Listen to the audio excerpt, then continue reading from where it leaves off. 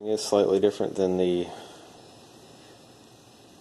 spring that you would get with your front and rear pins for the pivot pin and takedown pin, as well as the detent. If you see, the detent has a flat side and a pointed side. The safety also has a notch in it for that detent to ride in, rotating back and forth. Alright. To install that, we also have to install the grip at the same time.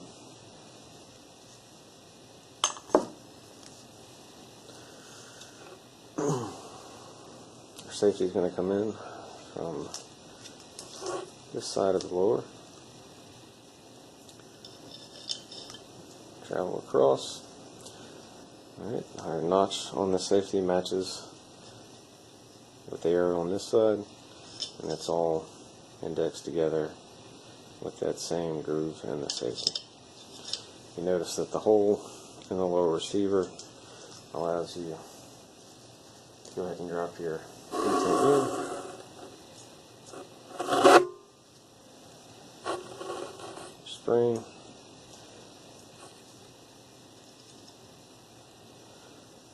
most likely isn't going to fit all the way, but it is a handy tool to get your detent in to make sure it fits. This is another spot that if you're buying especially a lower end receiver that hasn't budgeted, it's budget minded but not as high quality control, you probably want to check that channel to make sure everything's good to go there. Another area to check, depending on the manufacturer and the tension you want on your safety, is this hole in the lower receiver's grip. The depth of that hole can impact how much spring tension you get on that detent and how easy this is to assemble. So we're going to take the screw with the proper Allen head, and we're going to install the grip by simply assembling them together like that. And this tape is going to have to come off now.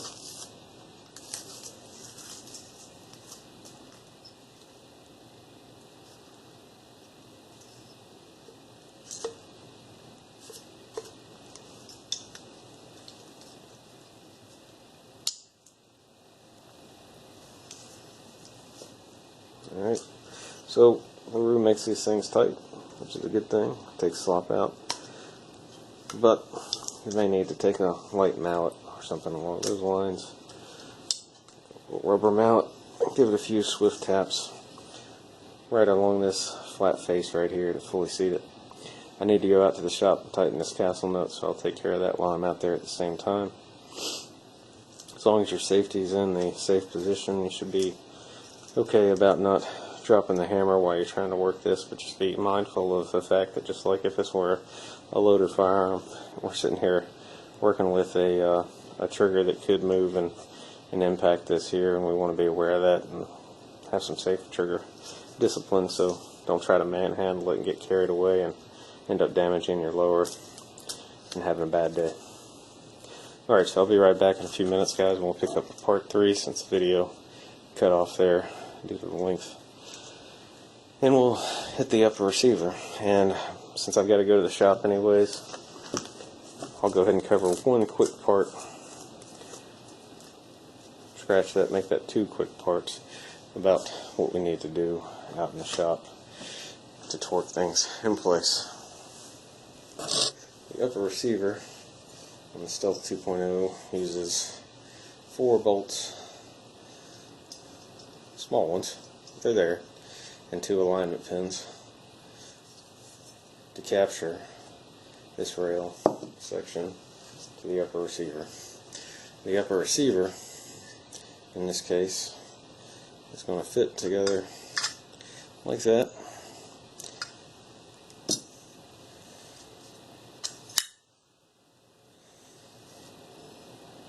If you take a minute to take a look at the upper, you'll notice that the dust cover actually appears to be a hex-headed rod, captures it in place.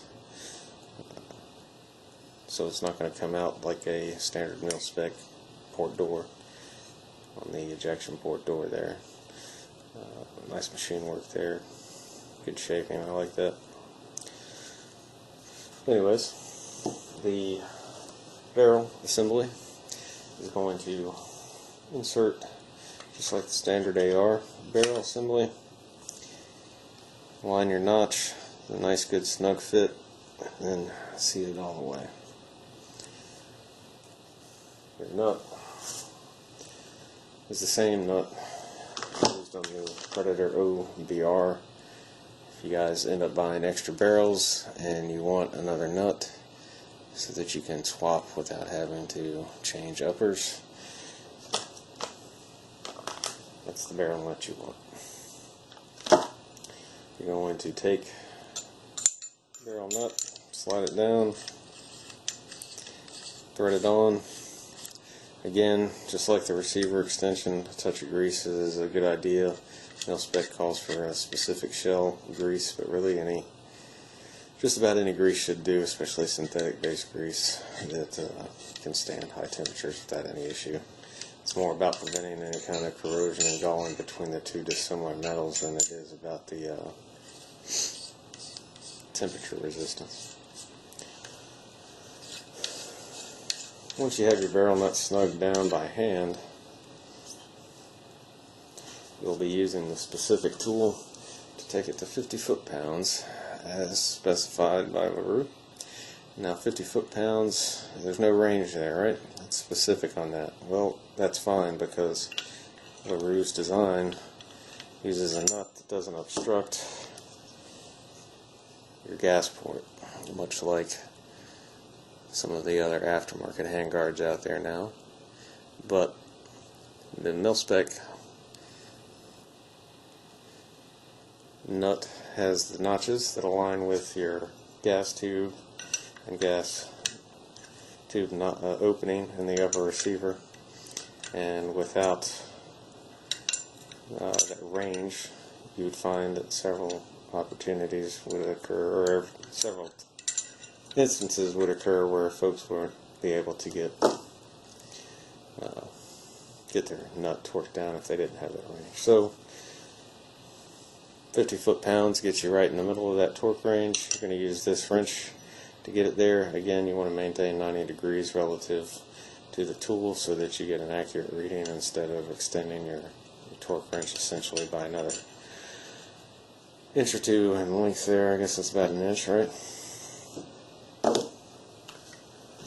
Once you get that assembled, you want to make sure you install your gas block before you get to your muzzle device. LaRue's gas block has 3 holes that will align with the hole or indentations in the barrel. This should ensure that your gas port properly aligns with the gas port opening in the gas block. That installed,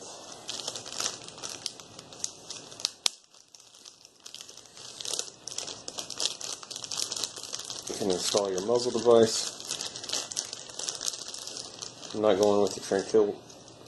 You have to forgive me for butchering that. If Mark would be kind enough to loan me one or give me one, preferably give me one, I'd be happy to put the device on, but since I don't have one, I'm just going with the standard A2.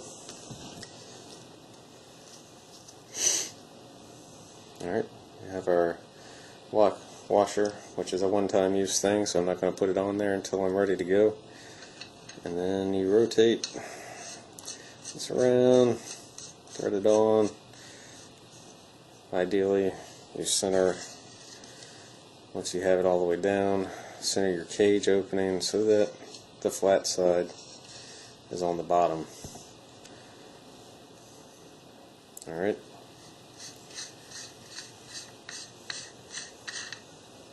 Again, do that before you put your gas block on.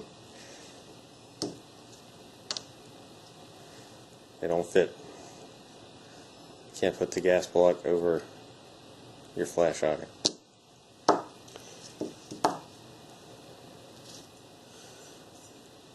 Mark's handy wrench here came with a stealth upper. Also happens to have muzzle device torque, 35 to 45 foot-pounds. Now, notice the range that we have for that. Again, this goes back to properly orienting the cage of an A2 or any other muzzle device so that your keyway is where you want it. Now, the other side of this, Mark's wrench won't work on the A2. Thank goodness I have plenty of wrenches in my shop. So, let me get this taken care of, torquing down, and I will be back with you guys in a moment. Pick up the next video. And just as a side note, LaRue does include a little red Loctite to put on the gas block pins. Set screws, to ensure they don't back out on you. But take that with a touch of grain of salt. Red Loctite releases based on temperature, and if you're out there really blasting away and get some heat into that barrel, especially these thinner profile barrels like the one I've got here, you may find that red Loctite weakens and breaks free. Never had the problem with though, in my case, is at the range, and I'm sure you'll be fine. I'll be back in just a minute, guys. Nope, one other thing. Sorry.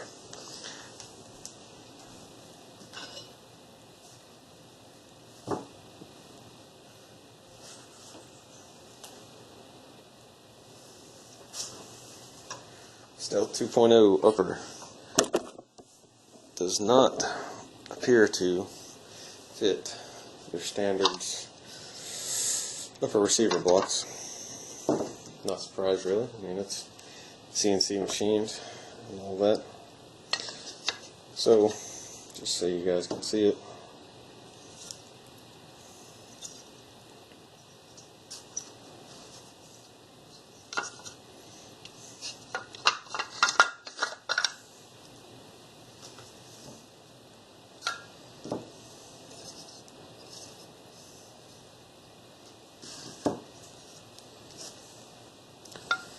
should be able to fit like this.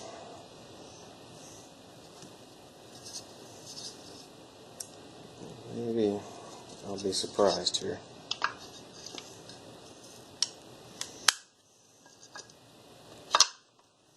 Huh.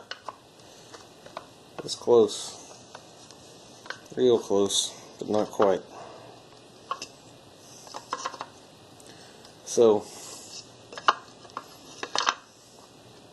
Mark, maybe you can come up with an upper receiver block set for this outstanding upper design you guys have, or maybe you can provide us with some advice on which one to go with. But my go-to tool for today, since I have one, even though they're full of controversy about index pins and all that, Geisley Defenses or Geisley Automatics reaction rod. We'll see how it works. Hopefully I'm not calling Mark asking for some support, but I have faith that his products will hold up here. It's designed to engage the barrel receiver extension, the barrel extension. Locks into place. Simply pinch that end into your vise, apply your torque here, and hopefully everything goes well. And you can use it as well for installing your muzzle device. But again, there is some controversy around the risk of possible damage to the indexing pin in the barrel. So use with caution, apply some common sense. If things don't feel like they're going well, you probably ought to stop. Alright, I'll be back in a few minutes. Thanks.